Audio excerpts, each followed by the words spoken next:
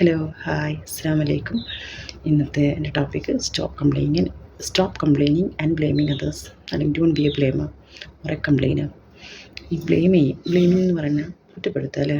അല്ലെങ്കിൽ കംപ്ലൈനർ എന്ന് പറഞ്ഞാൽ എന്തെങ്കിലുമൊക്കെ കാരണം കണ്ടെത്തി കമ്പയർ ചെയ്തിട്ട് കംപ്ലയിൻറ്റ് ചെയ്തുകൊണ്ടിരിക്കുക. ബ്ലെയിമറും കംപ്ലൈനറും തമ്മിൽ വ്യത്യാസമൊക്കെ ഉണ്ട് കേട്ടോ. എന്നാലും ബ്ലെയിമർ എന്ന് പറഞ്ഞാൽ എപ്പോഴും എന്തിനും കുറ്റം കണ്ടെത്തുന്നവർ.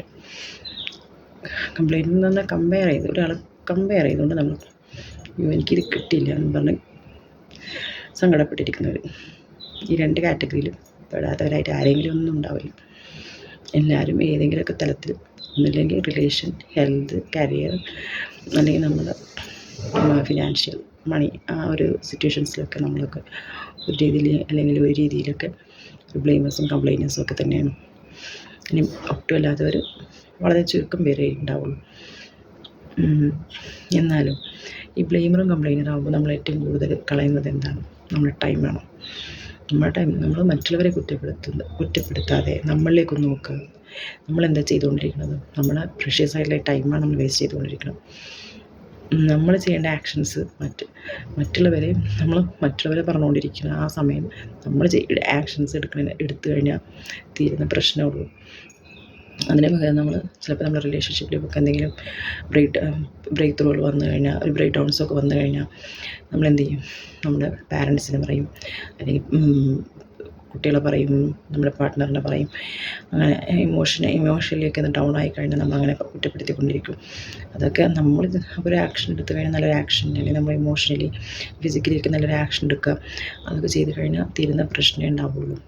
അപ്പോൾ അങ്ങനെയാണെങ്കിലും നമ്മൾ ആ ബ്ലെയിമിങ് മെൻറ്റാലിറ്റി മാറ്റി വെച്ച് നമ്മൾ നല്ലൊരു ആക്ഷൻ, ഒരു സ്റ്റെപ്പ് എടുത്തു കഴിഞ്ഞാൽ തീരുന്ന പ്രശ്നമേ നമ്മൾക്ക് ഉണ്ടാവുള്ളൂ. ഫിനാൻഷ്യലി ആണെങ്കിലും, ഫിനാൻഷ്യൽ ടഫ് സിറ്റുവേഷനിലൂടെ പോകുന്ന ഒരാളാണെങ്കിൽ എൻ്റെ ബോസ് കാരണമാണ്, അല്ലെങ്കിൽ എൻ്റെ കൊളീഗ് കാരണമാണെന്നൊക്കെ പറയുന്നതിന് പകരം നമ്മൾ എന്ത് ചെയ്യാം? നമ്മൾ നല്ലൊരു ഇനീഷ്യേറ്റീവ് എടുക്കുക, നമ്മൾ മുന്നോട്ട് പോകാം. അല്ലെങ്കിൽ പകരം നമ്മളത് ആ ജോബ് റിസൈൻ ചെയ്യാം, അല്ലെങ്കിൽ വേറൊരു ജോബിലോട്ട് ഷിഫ്റ്റ് ചെയ്യാം. നമുക്ക് ഓപ്ഷൻസ് ഒരുപാടുണ്ടാകും, ഓപ്പർച്യൂണിറ്റീസ് ഒരുപാടുണ്ടാകും. ഈ ബ്ലെയിമിങ് മെൻറ്റാലിറ്റി നമ്മൾ വെച്ചുകൊണ്ടിരുന്ന വേണ്ടിയിട്ട് നമ്മളുടെ ടൈം വേസ്റ്റ് ചെയ്തുകൊണ്ടിരിക്കുകയാണ്. ഈ ബ്ലെയിമിങ് മെൻറ്റാലിറ്റി ഉള്ളവർ, എപ്പോഴും ബ്ലെയിമിങ് മെൻറ്റാലിറ്റി ഉള്ളവരാണെങ്കിൽ എന്ത് ചെയ്യും?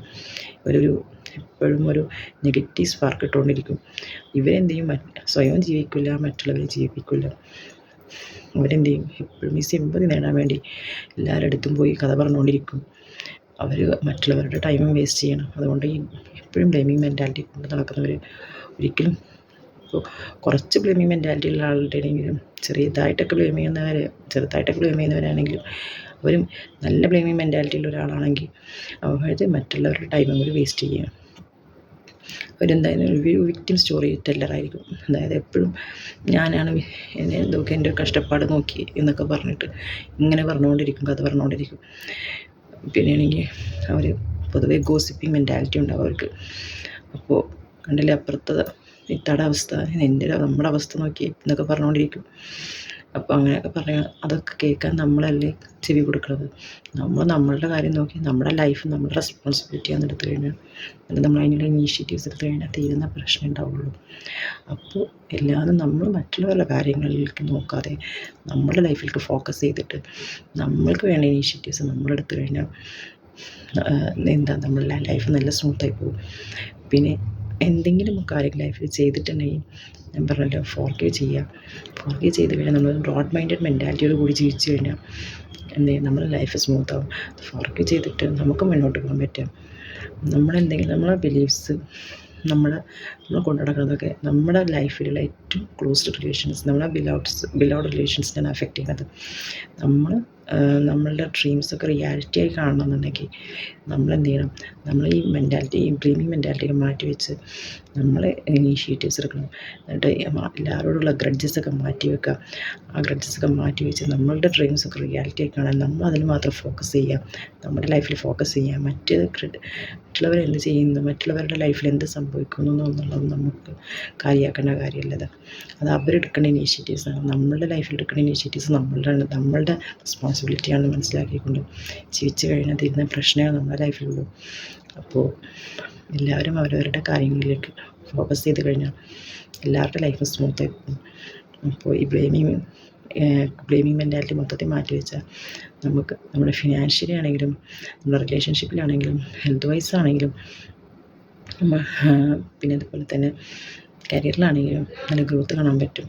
നമ്മൾ പേഴ്സണലി നമ്മൾ നന്നായിട്ട് ഡെവലപ്പ് ആവും, നമ്മുടെ ലൈഫും സ്മൂത്ത്.